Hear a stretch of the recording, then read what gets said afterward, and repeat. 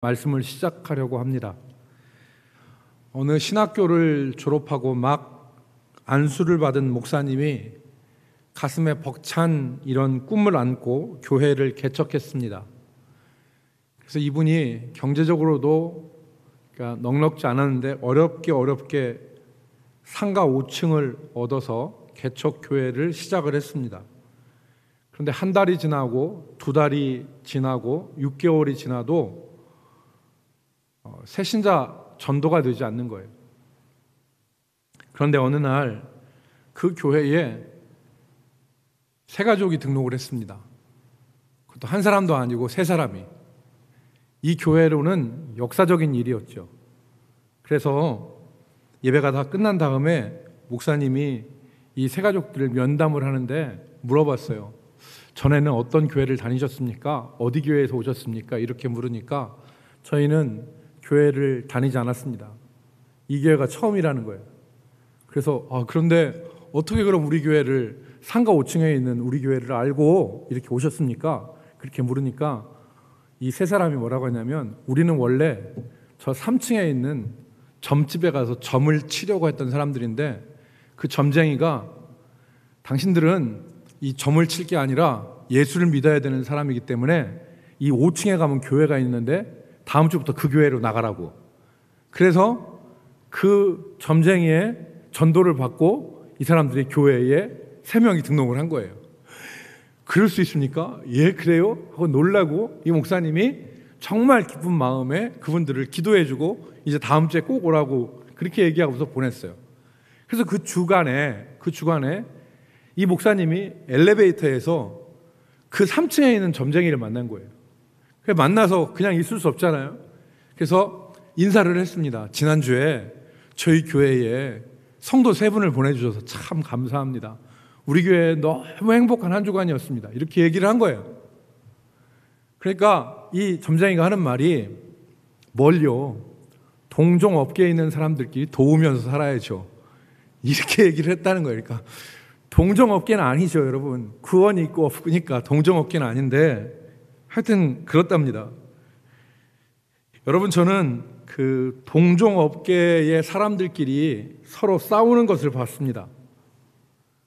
시장에서 여러 가게가 이렇게 같이 있는데 그 가게의 여자들끼리 싸우는 걸 봤어요. 요는 손님이 자기 집으로 오려고 하는데 옆집 여자가 중간에서 호객행위를 해서 자기 손님을 가로채 갔다는 겁니다. 근데 한두 번이 아니라는 거예요. 그러니까 이 사장님이 폭발을 한 거예요. 그래서 이제 팔 걷어붙이고 머리끄댕이 붙잡고 그렇게 싸우는데 죽기 살기로 싸우더라고요. 오늘 우리가 읽은 본문 말씀에 보면 이런 일은 아니지만 이와 비슷한 상황이 그럼 벌어질 수 있는 일이 있었습니다. 바로 세례 문제였는데요. 세례 요한의 제자들이 자기 스승인 요한에게 와서 우리에게 오던 사람들이 다 이제는 우리에게 오지 않고 저 예수와 그의 제자들에게로 가고 있습니다 라고 말했습니다. 26절 말씀에 보니까 그들이 요한에게 가서 이르되 랍비여 선생님과 함께 요단강 저편에 있더니 곧 선생님이 증언하시던 이가 세례를 베풀매 사람들이 다 그에게로 가더이다. 여러분, 우리가 성경에서 확인할 수 있듯이 세례를 베푼 사람은 요한이었습니다. 그 전에 세례가 없었던 것은 아닌데 회개를 선포하고 사람들에게 세례를 주고 그리고 회개 운동을 일으킨 사람은 바로 세례 요한이었습니다. 예수님도 요한에게 세례를 받으셨죠. 요즘 말로 한다면 원조는 예수님이 아니라 요한이었어요. 수많은 사람들이 세례 요한에게 와서 세례를 받았습니다. 그런데 제자들이 요한에게 올 이때쯤 되니까 분위기가 바뀌었어요. 상황이 바뀌었습니다. 사람들이 요한에게 오는 게 아니라 다 예수님께로 갔어요. 그 얘기를 들은 이 요한이, 세례 요한이 얼굴이 경직되거나 아니면 그 입에서 불편한 얘기가 나온 게 아닙니다. 그 불편함을 감추고 애써 태어난 척 하면서 얘기하지 않았습니다. 오늘 본문에 보면 세례 요한은 기쁨이 충만했다 그랬습니다. 기쁨이 충만했다. 나는 기쁨으로 충만한다. 여러분, 오늘 말씀의 제목이 기쁨으로 충만한 세례 요한입니다. 세례 요한은 어떤 기쁨이 충만했을까요? 요즘 말로 하면 세례 요한은 배알도 없는 사람인가? 이 창자라는 말인데요. 속이 없는 사람인가? 그거 아닙니다. 여러분, 이제 앞으로 우리가 확인하겠지만 이 세례 요한에 대한 이 3장 22절부터 36절의 말씀은 동종업계 사람들끼리 싸우는 것을 얘기하는 게 아니라 하나님의 나라에 속한 사람의 참 모습은 무엇이냐? 그걸 우리에게 보여주는 겁니다. 하나님의 나라에 속한 사람의 참 모습. 복음서를 시작하면서 복음서 기자들이 우리에게 전하고자 하는 메시지가 두 개가 있었습니다. 그 하나가 예수는 하나님의 아들이라는 거예요. 예수는 그냥 신앙운동이나 아니면 아주 능력이 뛰어난 랍비가 아니라 예수는 하나님의 아들이다. 이것이 복음서 저자들의 메시지였고, 다른 하나는 그 예수는 사람을 거듭나게 하시는 하나님이다. 이게 복음서의 저자들이 전달하고자 했던 것입니다. 예수는 사람을 거듭나게 하시는 하나님이시다. 여러분, 이 거듭남이 지시하시는 목적지가 어디입니까? 바로 하나님의 나라입니다. 하나님의 나라는 거듭나지 않으면 하나님의 나라를 볼 수도 없고 들어갈 수도 없습니다. 그러면 오늘 세례 요한은 무엇을 말하느냐? 그 하나님의 나라에 합당한 사람이 누구냐? 하나님의 나라에 속한 사람의 참모습이 어떤 것이냐를 우리에게 보여주고자 기록되어진 것입니다. 우리가 이 사실을 논하기 전에 간단하게 세례 요한에 대해서 살펴보겠습니다. 세례 요한은 오늘 24절에 보니까 요한이 아직 옥에 갇히지 아니하였더라 그랬습니다. 요한이 옥에 갇혀 있고, 그리고 요한은 그 옥에서 삶을 마감했습니다. 약 30살 이 초반에 세례 요한이 목배임을 당하여서 죽었습니다. 세례 요한이 옥에 갇힌 이유는 여러분 아시죠? 헤롯이 자기 동생 빌립의 아내 헤로디아를 아내로 취했습니다. 그런데 이건 역사를 좀 바라보면 사연이 있어요. 헤롯도 유부남이었고 헤로디아도 남편 빌립이 있었습니다. 그런데 이 둘이 불륜을 저질렀어요. 그래서 이 둘이 자기 남편과 아내를 버리고 둘이 합법적으로 결혼한다고 결혼한 것입니다. 그때 이 두 사람의 불륜을 아무도 얘기를 못했습니다. 권력자이기 때문에. 그런데 세례 요한이 누가복음 3장 19절에 보면 책망했다 그랬습니다. 책망했다. 세례 요한은 의를 위해서 이 왕이라도 권력자라도 책망을 한 것이죠. 그랬더니 돌아온 것이 이 헤롯이 세례 요한을 마케루스라고 하는, 여러분 지금 그 성지순례 가시면 이스라엘 땅이 아니에요. 요르단 땅에 보면 헤롯 대왕이 여름 궁전으로 지은 요새가 있습니다. 그게 마케루스예요. 아주 산 꼭대기에다가 져놨어요. 그러니까 누가 밑에서 올라오면 다 보여요. 그런 산 꼭대기 마케루스 그 요새에 풀 한 폭이 없는 곳에다가 세례 요한을 가두고 그 요새에서 자기는 잔치를 했습니다. 헤로디아의 딸이 춤을 췄더니 헤롯이 뭐라고 했냐면, 좋다. 네가 나를 흥을 돋았으니까 네가 원하는 걸 나한테 얘기해라. 나라의 절반이라도 주겠다. 그렇게 얘기했을 때 헤로디아가 자기 딸을 귓속에다가 속삭거려서 세례 요한의 머리를 쳐서 소반에다가 주십시오. 왕이 어쩔 수 없이 세례 요한을 칩니다. 세례 요한은 그렇게 죽음을 맞이했습니다. 그 전에 있었던 이야기라는 겁니다. 그 전에 세례 요한의 목숨이 붙어 있을 때, 그때 있었던 일인데, 세례 요한은 여러분 하나님의 은혜로 임신하고 태어났습니다. 그의 부모가 임신하지 못한 나이든 사람들이었는데 하나님의 은혜로 임신하고 어려서부터 하나님의 사람으로 구별되어서 메뚜기와 석청을 먹고 그 가죽 털옷을 입으면서 광야에서 지냈습니다. 그렇게 구별된 삶을 살았고 하나님께 부르심을 받고서는 회개를 선포하고 하나님의 나라를 선포하며 세례를 주었습니다. 그리고 의를 위해서 자기의 목숨을 드린 사람입니다. 여러분, 그런데 이 세례 요한이 오늘 이런 세례 요한이 기쁨이 충만하다는 거예요. 세례 요한의 기쁨이 무엇이냐? 이제 우리가 살펴보겠는데, 세례 요한의 기쁨은 그리스도를 바라보는 기쁨이에요. 오늘 본문 29절 말씀에 보면 이렇게 기록합니다. 신부를 취하는 자는 신랑이니 서서 신랑의 음성을 듣는 친구가 크게 기뻐하니 나는 이러한 기쁨으로 충만하였노라. 자기는 신랑이 아니라는 겁니다. 신부를 취하는 것은 신랑인데 나는 신부를 취하는 신랑이 아니라 신랑 곁에 들러리를 서서 신랑이 오는 것을 보고 기뻐하는 친구인데 나는 그와 같이 그 기쁨으로 충만하다. 여기서 신부는 교회이고 신랑은 예수님입니다. 자기는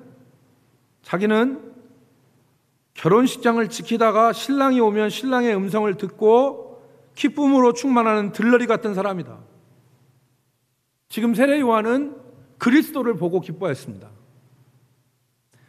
세례 요한은 겸손한 사람이었고 그리스도 중심적인 사람이었습니다.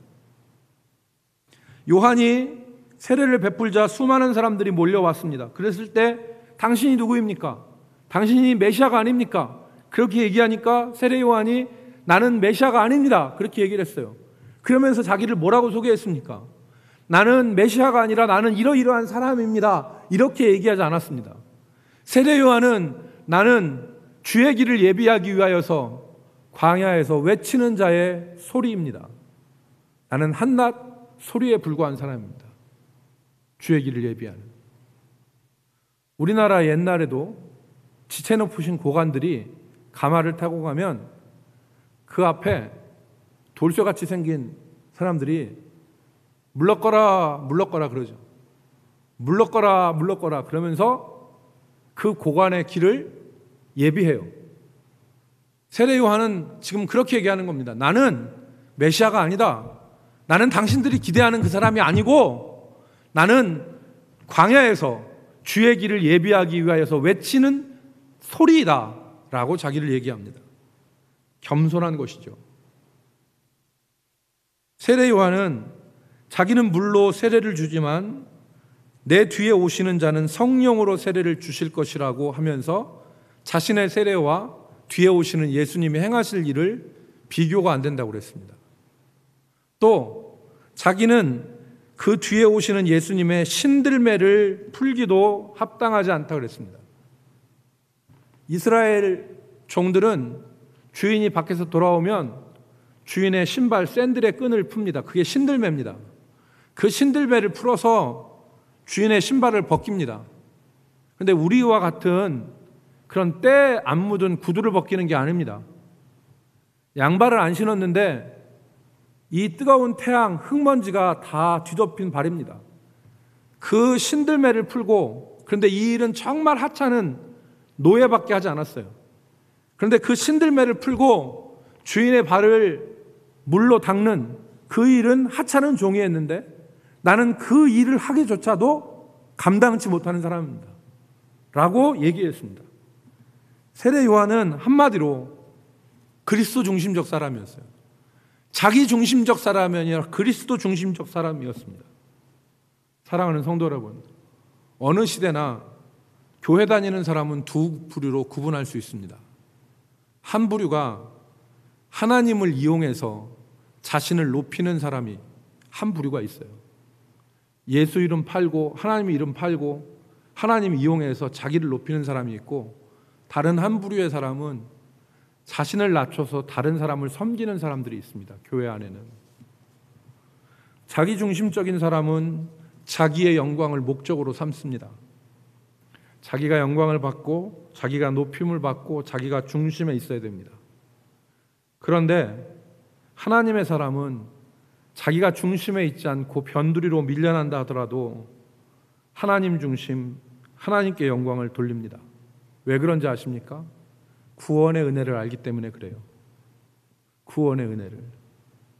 나는 죽어 마땅하고 지옥 가기 마땅한 사람인데 그런 나 같은 죄인을 구속하여 하나님의 자녀로 살게 하신 은혜가 너무 크고 놀라워서 하나님 앞에서 가만히 세워보니까 내가 받은 은혜가 10,000가지 은혜가 넘는데 지금까지 받은 은혜로도 족하고 지금까지 주신 사랑으로도 족한데 내가 무엇을 더 바라겠습니까?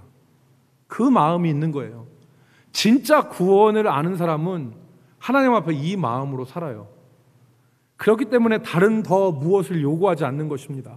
하나님, 내게 주신 은혜가 족해요. 난 하나님이 지금까지 내게 베풀어 주신 것만으로도 넘치고 넘쳐요. 이게 참된 구원의 사람의 마음이죠. 그래서 언제나 그리스도를 중심에 모시고 삽니다. 내가 아니라 주님. 세례 요한이 그런 사람 아닙니까? 내가 아니라 주님. 나는 신랑 아니라 신랑 곁에 있어서 신랑이 오는 것만으로 박수치고 신랑이 오는 것만으로 기뻐해도 나는 괜찮은 사람이고 내게 기쁨이 충만해요. 여러분, 조이라고 하는 선교단체를 아십니까? JOY라고 하는 조이, 기쁨이라고 하는 의미의 선교단체인데 이 조이라는 선교단체는 자기들을 그렇게 각인시킵니다. 어떻게 각인시키냐면 J, Jesus first, O, other second, Y, yourself last. 그리스도가 먼저이고 이웃이 그 다음이고 나 자신은 맨 마지막에 생각하는, 그렇게 살아가는 것입니다. 그게 제자입니다. 왜? 하나님에게 넘치고 넘치는 은혜를 받았기 때문에. 여러분, 이 시대의 우상은 불상도 아니고 이슬람 사원도 아닙니다. 이 시대의 우상은 바로 자기 자아입니다. 자아가 우상이 된 시대에서 하나님의 사람들은 그리스도 중심적으로 사는 사람들입니다. 그래서 오늘 세례 요한은 분명한 목소리로 말합니다. 그는 흥하여야 하겠고 나는 쇠하여야 하리라. 원문을 보면 단호함이 묻어납니다. 그는 반드시 흥하여야 하겠고 나는 반드시 쇠하여야 하리라. 이 말은 그리스도 중심적인 고백뿐만 아니라 하나님 나라 중심적인 말입니다. 다른 말로 얘기하면 하나님의 나라는 흥해야 되겠고 나는 쇠하여야 하겠다. 이 얘기입니다. 세례 요한은 그리스도 중심적이었을 뿐만 아니라 하나님 나라 중심적이었어요. 세례 요한은 하나님 나라를 본 것입니다. 그래서 하나님 나라를 생각하니까 하나님 나라가 이루어지기 위해서는 내가 흥하는 게 아니라 그리스도께서 흥해야 되고 나는 망해야 되겠다라고 판단을 한 것입니다. 여러분, 하나님의 나라가 무엇입니까? 하나님의 나라는 우리가 죽어서 가는 저 머나먼 나라, 미래적 의미도 있지만 하나님의 나라는 현재적 의미도 있습니다. 그래서 바울 사도가 로마서 14장 17절 말씀해 보면 하나님의 나라를 정의했습니다. 하나님의 나라는 먹고 마시는 것이 아니요 오직 성령 안에서 의와 그리고 평강과 희락, 기쁨이다. 하나님의 나라가 먹고 마시는 것이 아니라는 얘기는 무엇입니까? 육체적이라는 것이 아니라는 겁니다. 육체의 욕심과 욕망을 가지고 아무리 살아봤자 하나님 나라 경험 못한다. 하나님의 나라는 성령 안에서 누리는 의, 그리고 평강, 그리고 희락, 기쁨이라는 거예요. 세례 요한이 무슨 얘기를 한 것입니까? 이 얘기를 한 겁니다. 지금 이 시대 가운데 지금 400년 동안 하나님의 말씀에 굶주려 있고 하나님의 은혜를 모르는 이 백성들을, 그래서 회개하기를 바라면서 하나님의 나라를 바라보는 이 백성들에게 진정한 하나님의 나라가 임하기 위해서는 내가 흥하는 것이 아니라 이들이 진정 하나님의 의와 평강과 기쁨을 누리기 위해서는 그리스도가 흥해야 된다. 그 얘기를 하는 것입니다. 여러분, 오늘 우리 모든 대전 남북교회 성도들이 그리스도 중심, 하나님 나라 중심으로 살아갈 수 있기를 바랍니다. 왜 아멘 안 하십니까? 이 얘기는 아멘을 크게 해야 될 얘기입니다. 자, 우리 모든 성도들이, 저와 우리 대전 남북교회 모든 성도들이 그리스도 중심, 그리고 하나님 나라 중심으로 살 수 있기를 바랍니다.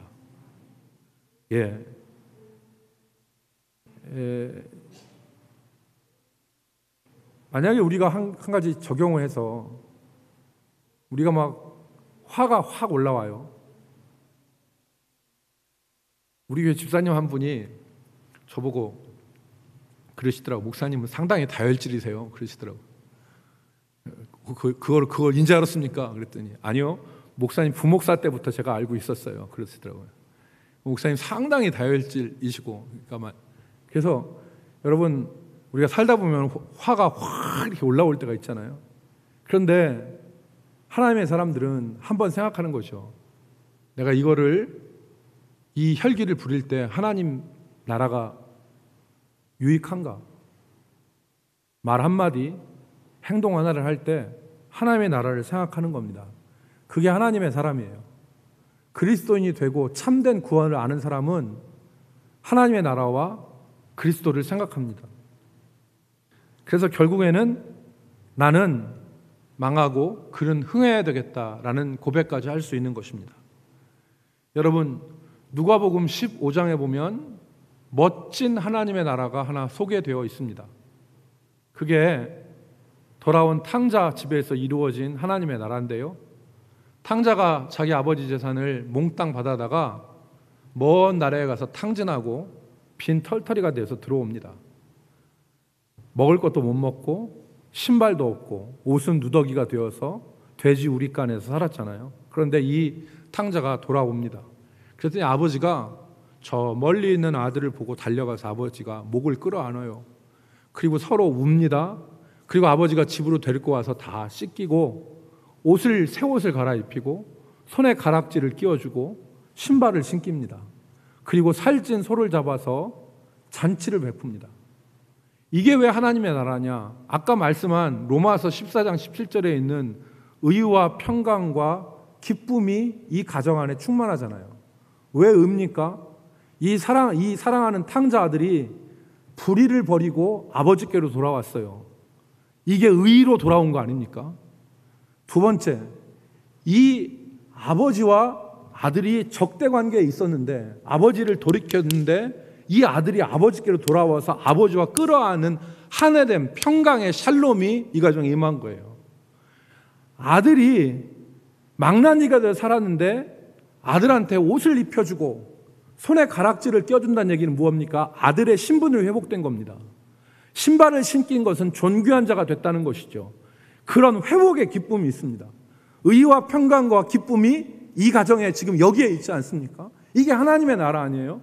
이게 하나님의 나라인데 이 하나님의 나라를 찬물을 끼얹듯이 깨버리는 사람이 있죠. 누구였습니까? 큰아들이었습니다. 큰아들이 이 하나님의 나라를 깨트립니다. 이유가 뭐였습니까?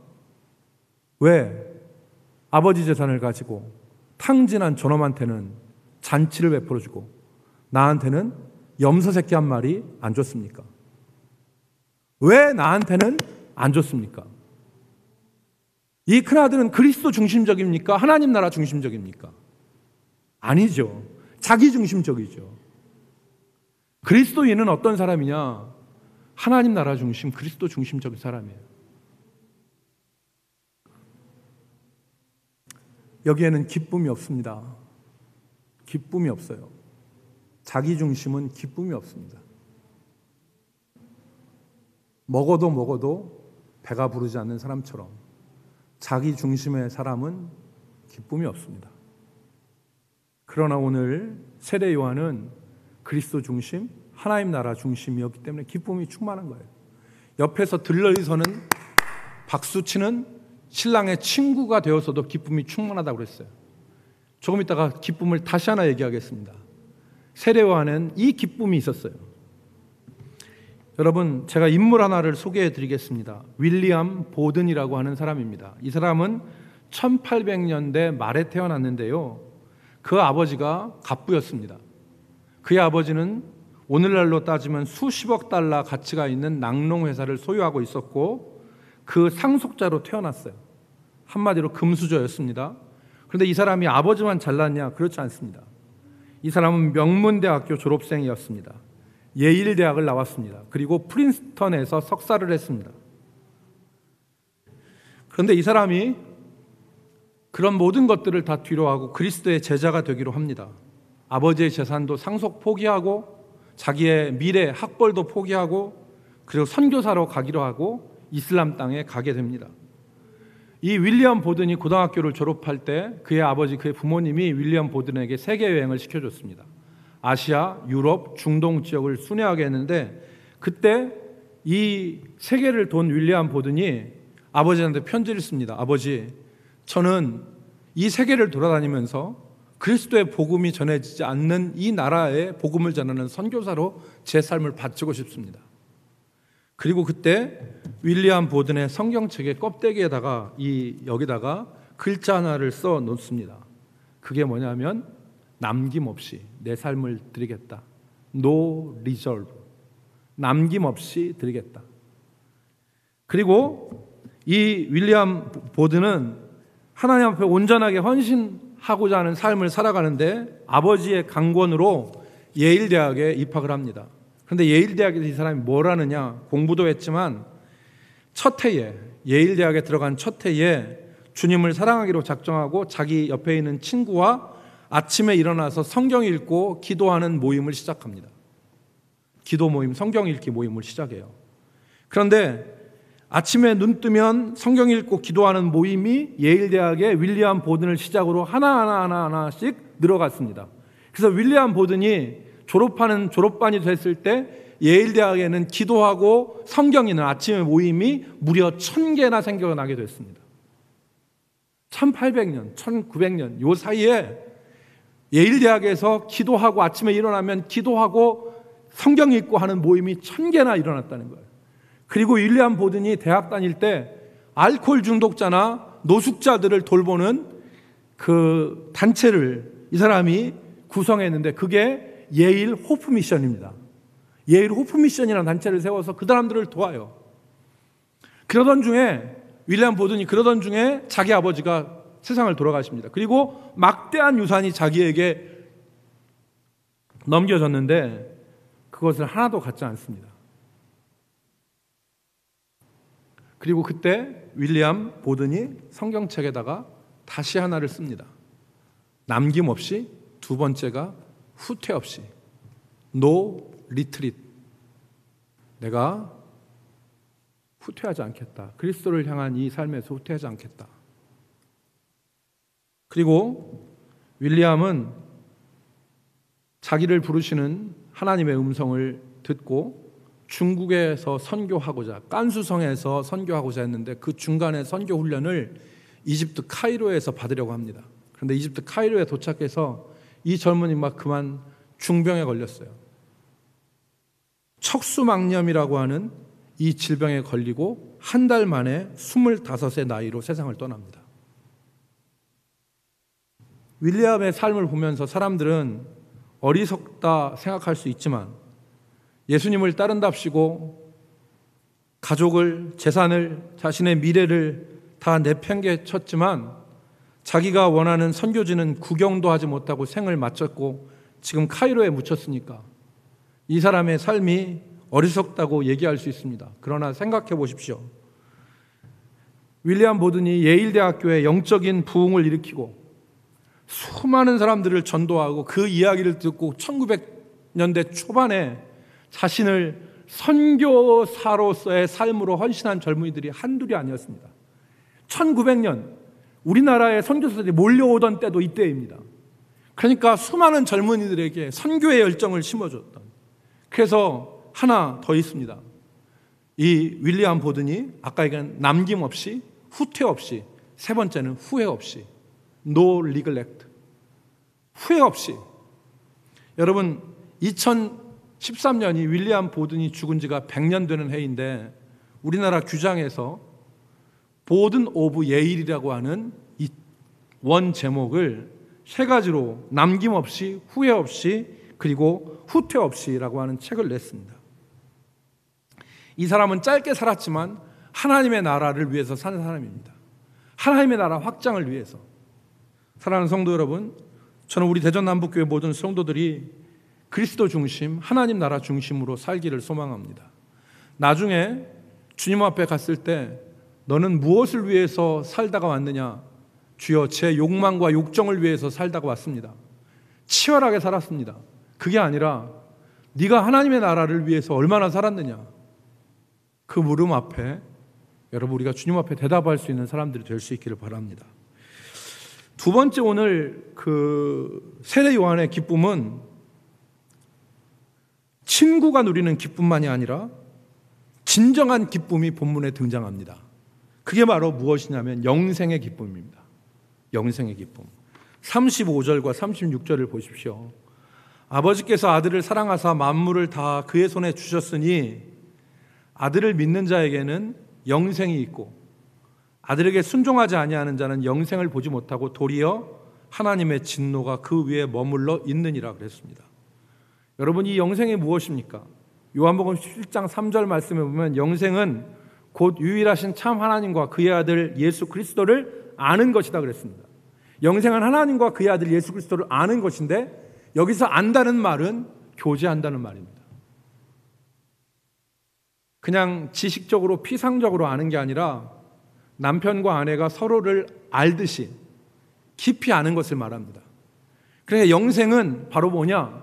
영생은 하나님과 깊이 교제하는 것인데, 오늘 우리가 읽은 말씀에 보면 아들을 믿는 자에게는 영생이 있고, 그러니까 세례 요한이 누린 친구로서 옆에서 박수치는 기쁨도 충만한 기쁨이지만 진짜 기쁨은 뭐냐? 영생인데 아버지와 예수 그리스도와 교제하는 기쁨. 이 기쁨이 진짜 기쁨이라는 것을 본문이 우리에게 말씀하고 있는 것입니다. 하나님과 사귀는 기쁨. 그 기쁨이 진짜 기쁨입니다. 찬송가 442장에 보면 저 장미꽃 위에 잇을 아직 맺혀 있을 때에 그렇게 시작하는 찬송이 있습니다. 그 3절 말씀에 보면 밤 깊도록 동산 안에 주와 함께 있으려 하나 괴로운 세상에 할 일 많아서 날 가라 명하신다. 아침 이슬 맺힐 새벽부터 밤 늦게까지 주님과 있고 싶은 거예요. 그런데 후렴구에 보면 주님 나와 동행을 하시고 나를 친구 삼으셨네. 우리 서로 받는 그 기쁨은 알 사람이 없도다. 주님과 교제하는 그 기쁨, 알 사람이 없다는 것입니다. 여러분, 지금은 사람과의 사귐이 제한되어지고 막혀있는 상황입니다. 아는 사람과도 교제하기를 꺼려합니다. 사람과의 관계는 막혔지만 하나님께 나아가는 길은 막혀있지 않습니다. 하나님과 사귐의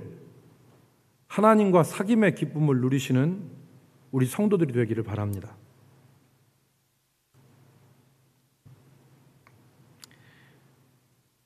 여러분, 세계적인 석학 유발 하라리는, 호모 사피엔스와 호모 데우스를 쓴 유발 하라리는 진화론자이고 동성애자입니다. 그리고 유물론자입니다. 그래서 우리 믿음의 세계에서는 결합할 수 없는 많은 점을 가지고 있습니다. 그러나 유발 하라리가 이 코로나 상황을 한마디로 정의했는데 그 말은 우리가 새겨들을 필요가 있습니다. 유발 하라리가 코로나를 뭐라고 정의했느냐? 이렇게 정의했습니다. 과거에 이루지 못한 개혁을 감행할 때,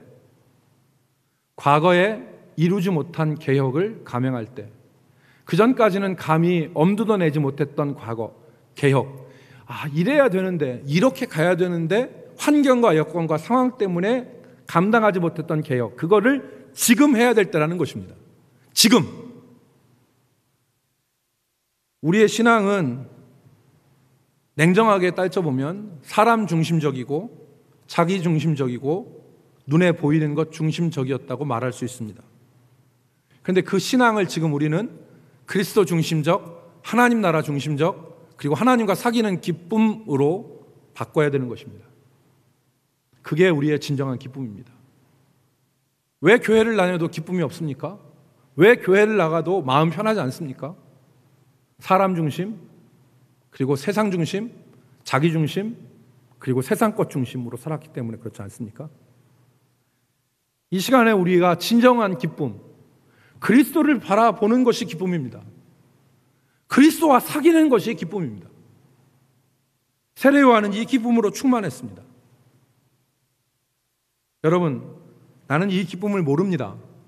나는 이 기쁨을 누려보지도 못했고 이 기쁨을 배우지도 못했습니다 라고 하는 분이 계십니까?